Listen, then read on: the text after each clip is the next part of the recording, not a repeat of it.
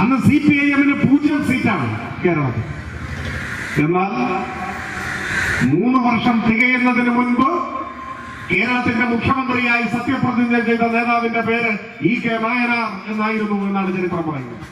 Spartacus തൂക്കിലേറ്റപ്പെട്ടിട്ടുണ്ടാവാം, പക്ഷേ ലോകത്തിൽ ഇന്ന് അടിമത്തമില്ല. അതാണ് പ്രത്യേകത. അടിമകളുടെ ഒരു കലാപം അടിച്ചമർത്തപ്പെട്ടിട്ടുണ്ടാവാം, പക്ഷേ ഇന്ന് അടിമത്തമില്ലാത്ത ഒരു ലോകം യാഥാർത്ഥ്യമായി.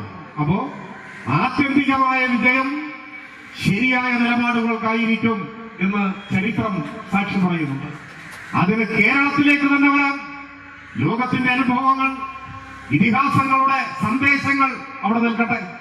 കേരളത്തിൽ എത്ര പരാജയങ്ങളെ നമുക്ക് നേരിടേണ്ടി വന്നിട്ടുണ്ട്. ഏതെങ്കിലും ഒരു പരാജയം ഇടതുപക്ഷത്തിന്റെ രാഷ്ട്രീയ പ്രസക്തിയെ കുറച്ചിട്ടുണ്ട്.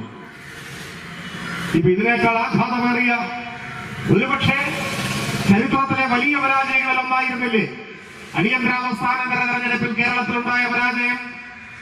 വലിയ പരാജയമായി. ഉത്തരേന്ത്യ മുഴുവൻ കോൺഗ്രസിനെ തോൽപ്പിച്ചപ്പോഴും കേരളം കോൺഗ്രസിന്റെ കൂടെ നിന്നു.